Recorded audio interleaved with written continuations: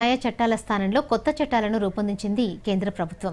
నూతన నేర న్యాయ చట్టాలు జూలై 1 నుంచి అమల్లోకి రానున్నాయి. అయితే ఈ చట్టాలపై అవగాహన కల్పిస్తూ దూరదర్శన్ ప్రత్యేక కథనాలు ప్రచారం చేస్తోంది. ఇవాళ కొత్త నేర చట్టాల్లోని సకాలంలో న్యాయం అనే అంశంపై మరిన్ని వివరాలు తెలుసుకుందాం. సకాలంలో న్యాయం అందించడం న్యాయస్థానాల అంతిమ లక్ష్యం. బ్రిటిష్ కాలం నాటి ఐపీసీ, సిఆర్పీసీ చట్టాల్లో సకాలంలో న్యాయం అందని ద్రాక్షలానే మిగిలిపోయింది. ఏదైనా సమస్య వచ్చి న్యాయస్థానాలకు వెళితే తీర్పు వచ్చేసరికి కొన్నేళ్లు పడుతోంది.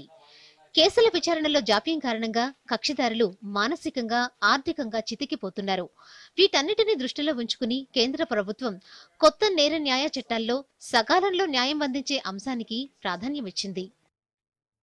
కొత్త నేర న్యాయ చట్టాల్లో సకాలంలో న్యాయానికి నిర్దిష్ట కాల పరిమితిని విధించారు. దేశంలోని ఏ పోలీస్ స్టేషన్లోనైనా ఫిర్యాదు దాఖలు చేయవచ్చు. పోలీస్ సిబ్బంది ఫిర్యాదు తమ స్టేషన్ పరిధిలోకి వస్తుందా రాదా అనే అంశాన్ని పక్కన పెట్టి ముందు ఫిర్యాదును తీసుకోవాలి. ఫిర్యాదు నమోదైన 3 రోజుల్లోగా ఎఫ్ఐఆర్ నమోదు చేయాలని చట్టం చెప్తోంది. సకాలంలో న్యాయం అందించేందుకు ప్రధానంగా 3 ఏళ్ల కాల పరిమితిని విధించారు. తరచుగా కేసులు వాయిదా వేసే ధోరణికి స్వస్తి పలకాలని చట్టం చెప్తోంది. ఎలక్ట్రానిక్ రూపంలో ఫిర్యాదు దాఖలు చేసిన 3 రోజుల్లోగా ఎఫ్ఐఆర్ నమోదు చేయాలని వివరించింది. తొలి విచారణ జరిగిన 60 రోజుల్లోగా అభియోగాల నమోదు, ప్రకటిత నేరస్తులు అందుబాటులో లేని పక్షంలో 90 రోజుల్లోగా కేసు నమోదు చేయాలని చట్టం చెప్తోంది. క్రిమినల్ కేసుల విచారణ ముగిసిన 45 రోజుల్లోగా తీర్పు వెలువరించాలని నూతన నేర న్యాయ చట్టాల్లో పొందుపరిచారు. కాగా లైంగిక వేధింపుల కేసుల్లో 7 రోజుల్లోగా దర్యాప్తు నివేదిక సమర్పించాలి. కొత్త నేర న్యాయ చట్టాల్లో పేర్కొన్న విధంగా సత్వర న్యాయం చేకూరడం వల్ల బాధితులకు స్వాంతన కలిగే అవకాశం ఉంది. అలాగే కోర్టుల చుట్టూ తిరిగే సమయంతో పాటు ఖర్చులు తగ్గనున్నాయి. న్యాయస్థానాల్లో పెండింగ్ కేసులు తగ్గుతాయి.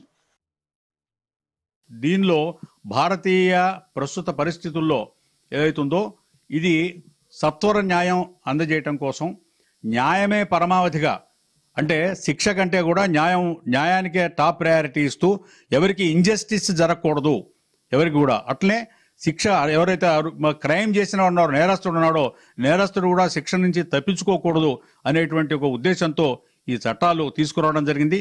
ఈ చట్టాలు మనకు భారతీయులకి చాలా చక్కగా ఉపయోగపడతాయి. దీని ద్వారా పరిపాలన సౌలభ్యం సులభతరం అవుతుంది. తద్వారా దేశ రక్షణ, సార్వభౌమాధికారము ఇవన్నీ కూడా పరిరక్షింపబడతాయి. ఇక భారతీయ న్యాయ సంహిత చట్టంలో పొందుపరిచిన మరొక కీలక అంశం శిక్ష కన్నా న్యాయం అందించటం. ఇందులో భాగంగా చిన్న కేసుల్లో శిక్ష పొందే దోషుల చేత సామాజిక సేవ చేయించాలని చట్టంలో పేర్కొన్నారు. 5,000 రూపాయల కంటే తక్కువ విలువగల దొంగతనాల్లో సామాజిక సేవను శిక్షగా విధించాలని చట్టాల్లో పొందుపరిచారు. వీటితో పాటు మరో 6 రకాల నేరాలకు సామాజిక సేవే శిక్షగా విధించనున్నారు. నేరాలు పునరావృతం కాకుండా అలాగే ఖైదీలలో మార్పు తీసుకురావాలన్న లక్ష్యంతో సామాజిక సేవను కొత్తగా ఈ చట్టాల్లో పొందుపరిచారు. మొత్తంగా 3 నూతన నేర న్యాయ చట్టాలు శిక్ష కన్నా న్యాయానికి ప్రాధాన్యమిస్తున్నాయి. అంతేకాదు సత్వర న్యాయం అందించే విధంగా రూపొందాయి. అయితే కొత్త నేర న్యాయ చట్టాల అమలుతో మన దేశంలో సకాలంలో న్యాయం అందించే అత్యంత ఆధునిక నేర న్యాయ వ్యవస్థ రూపుదిద్దుకోనుంది. Bureau report.